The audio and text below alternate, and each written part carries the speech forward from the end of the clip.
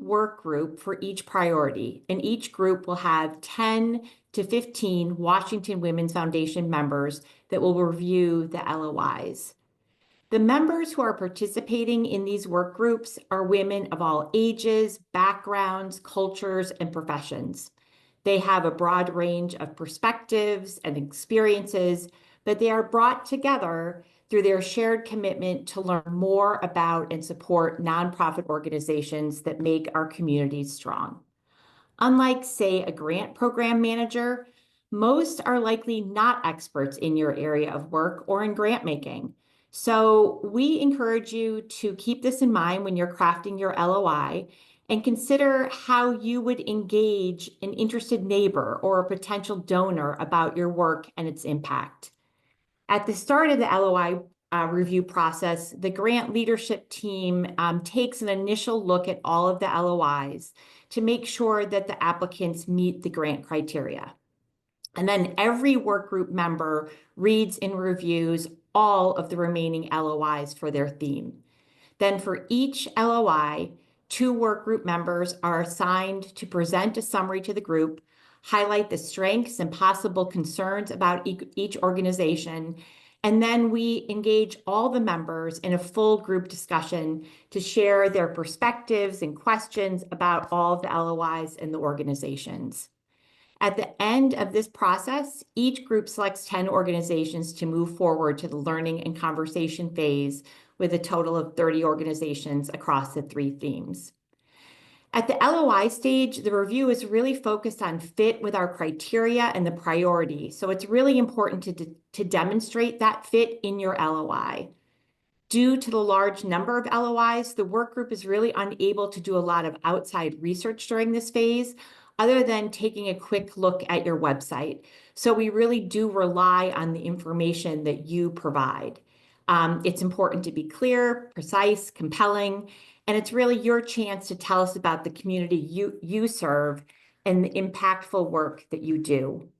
I want to give you an example of a grantee from last year from the work group that was looking at expanding access to the arts in schools.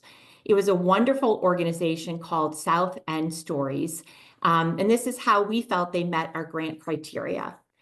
The mission of South End Stories is to ignite joy and justice in classrooms and communities using art-based learning, anti-racist education, and social activism.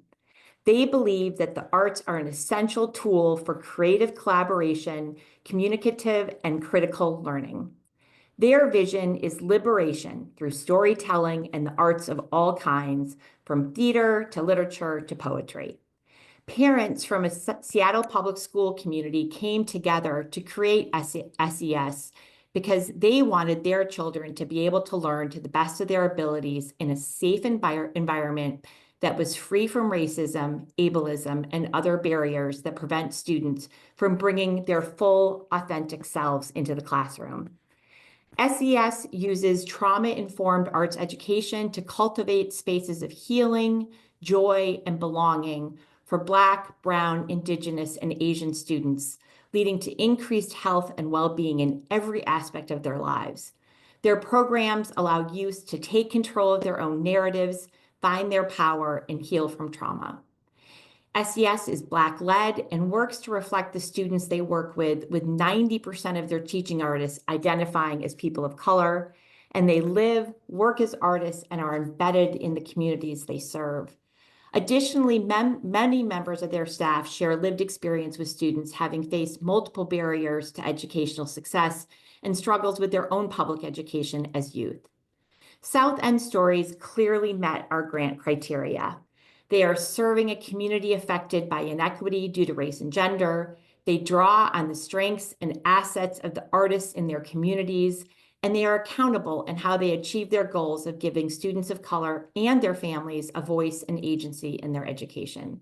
We were really happy that the membership voted to award South End Stories the Arts and Cultural Grant last year. Now, as we look forward to the next grant cycle, we are so looking forward to hearing your unique stories, learning about the communities you serve, the work you do, and what is needed for your organization and community to thrive. I want to thank you for being here today and to learn more about the grant process. Happy to answer any questions. And then now I think we'll hear from one of our last year's grantee organizations. Jerry, we can move this slide. And I'm super happy to introduce Virla Spencer from the Way to Justice. Virla is a current grantee in the reentry support priority area. And Virla, we'd love to hear how the grant process was for you and your organization, and then any tips or tricks for those who may apply this year. Absolutely. Thank you for inviting me to be able to speak to all the folks that are interested in applying. I will tell you the Washington Women's Foundation has been a lifesaver for the organization. And not only has it been a lifesaver for us, it has actually helped us navigate processes to be able to apply for other grants. And when I say that, I mean, when we applied for the Washington Women's Foundation grant, we had to figure out a way to be strategic because we knew that there would be a lot of folks that would be applying for the funds. One, we had to make sure that we were able to fit the criteria in order to be able to even potentially be considered, but also to be able to create an LOI that stood out from all the other organizations. Not to say that all the other organizations isn't doing great work, because they are, but we had to figure out a way to be able to tell a story on paper to get folks to be able to understand the work that is being done in our organization. And so I am happy to say that we were able to tell the story to be able to move forward, to have, our organization and our proposal be considered. I will also tell you that the Washington Women's Foundation does things a lot different. One, we appreciate it because once you move past the LOI stage and you are in the process of having your grant reviewed, if you do not move to the next stage, they do recognize that it is hard work that we've had to put in to be able to create these proposals. And so with that being said, to be able to receive funding for just submitting that and making it through the next phase is also something helpful to the nonprofit. Whether it be $1,500, whether it be $2,500, we all know that, in the nonprofit world, that it is hard. So every dollar that we can receive for being able to do that is something that is exciting for us as a nonprofit. I will tell you the experience that we've had with the Washington Women's Foundation. I will tell you, at first it was, kind of nervous, because once you move to that phase where you're like, I'm not so sure if I should be honest, I'm not so sure how much information we should be able to share. And so, like, being who we are as an organization, we decided to just go all in to be able to be 100% honest, to be transparent, to talk about the work that we do, to be able to share the impact that we have as an organization and the impact that we have as a community as a whole. And so, like, it is our honor to be able to do work along the side of the Washington Women's Foundation. We typically consider it a partnership. We don't consider it to be, oh, these are our funders. For us, it's a partnership. The member base is something that we pride ourselves on, because when clients come through our doors and we serve, we consider them to be members. They're just, they're individuals. It's a collective bargain, and we all have a buy-in. So I will tell you, the process of going through the LOI to being somebody considered. Another thing I will tell you that, as an organization, we appreciate the Washington Women's Foundation and the way that they have changed their structure on how they review proposals. I will say this: in order to be able to go through the research phase, I appreciate that more, because it allows Washington Women's Foundation to really dive in deep to get to know who we are as an organization, who we serve, and the impact of the organization within the community. I will tell you, in the past, we have applied as an organization to be able to receive funding from different organizations and different agencies. And it's hard to submit a proposal because all you get is paper.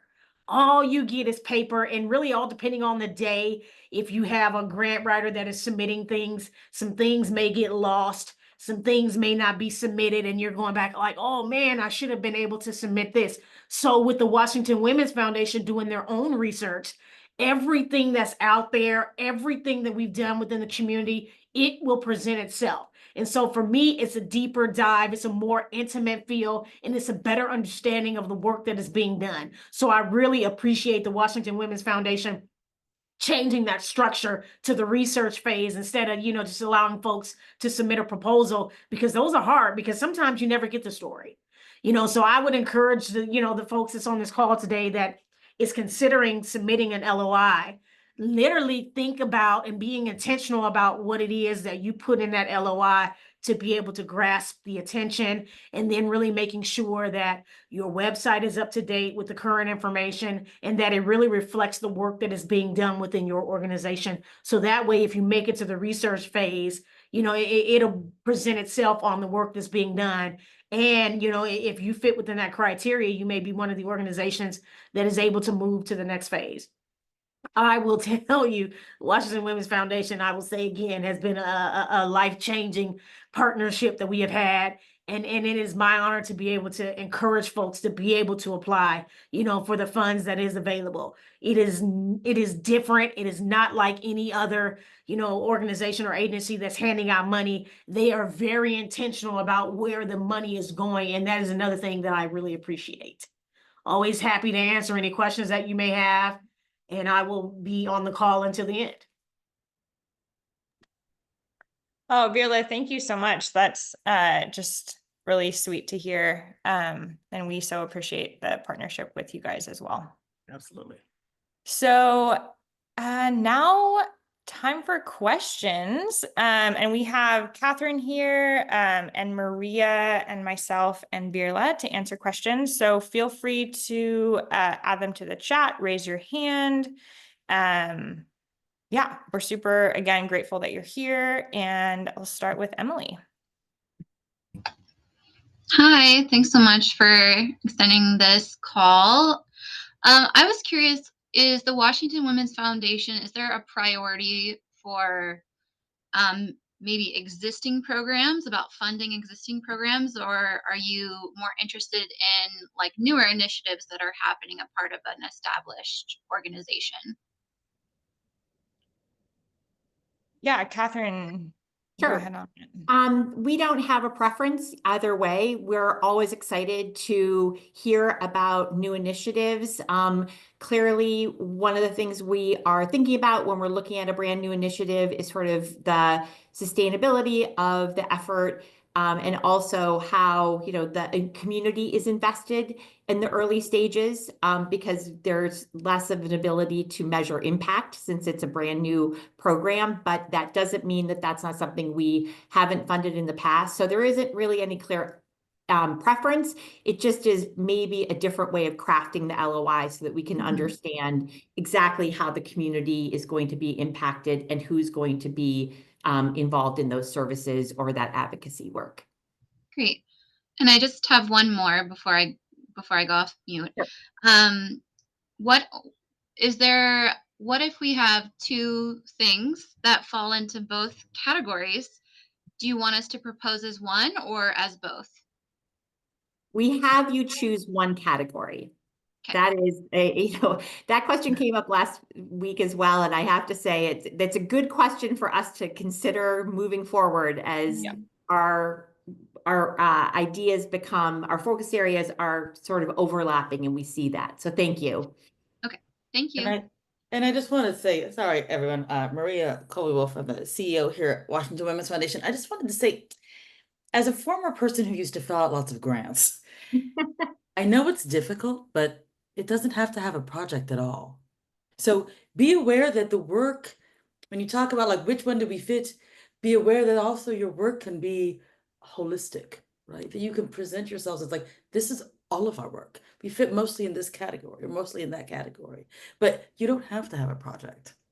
Your work is already great. We want to support that.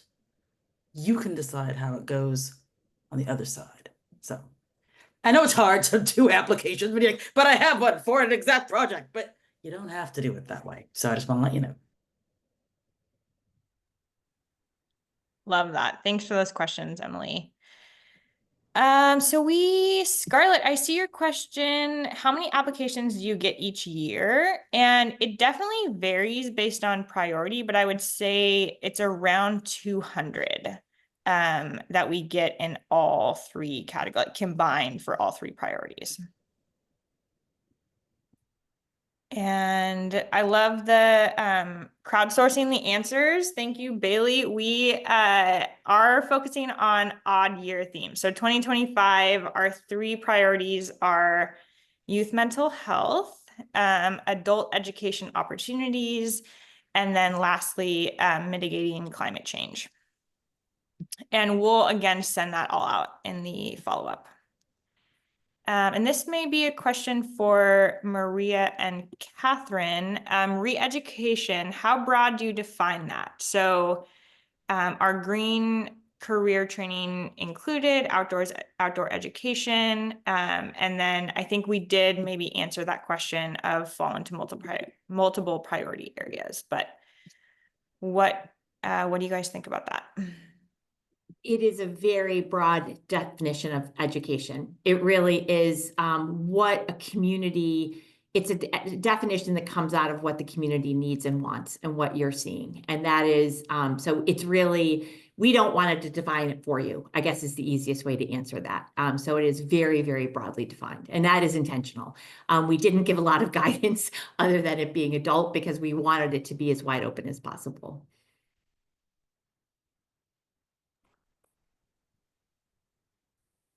Yeah, and feel free to continue adding questions into the chat or raise your hand, come off of mute. I do see a question here about sharing the funding application.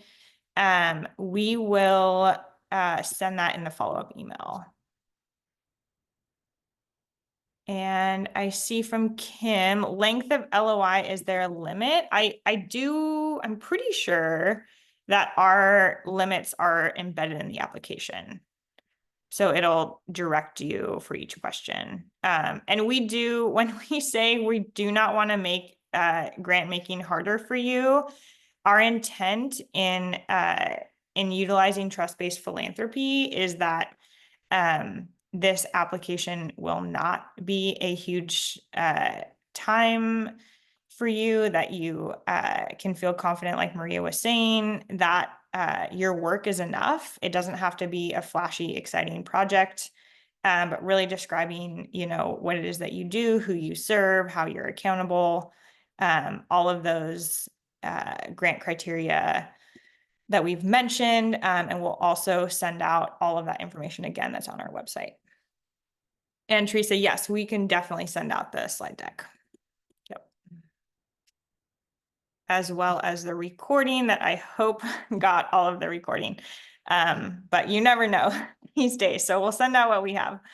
Yeah, keep adding those questions. Any specific questions for Virla, who is a grantee?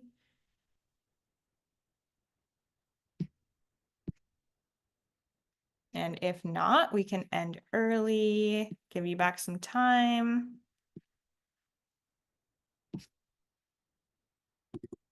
So examples of accountability. Kristen, that's a great question. Catherine, Maria, do you want to tackle examples of accountability? I think there's some in the application itself, it shows a few examples of accountability, but really it is that you are, in my mind, immersed in the community that you serve in a way that allows you to have either a feedback loop. You have staff that is even in and from that community. You have community leadership, that you are really listening to your community, and you demonstrate that is really how we see accountability. It's a way of us understanding that you as an organization have the pulse of your community, and that is something that we're looking for, because that allows us to just trust that whatever work you're doing is the work that needs to be done. Yeah, we do have, if you look at when you click through to the actual application, we have like accountable can mean more than more of the following. We have a couple of examples there. So it is, do take a look at that. I think it's fairly straightforward once you take a peek.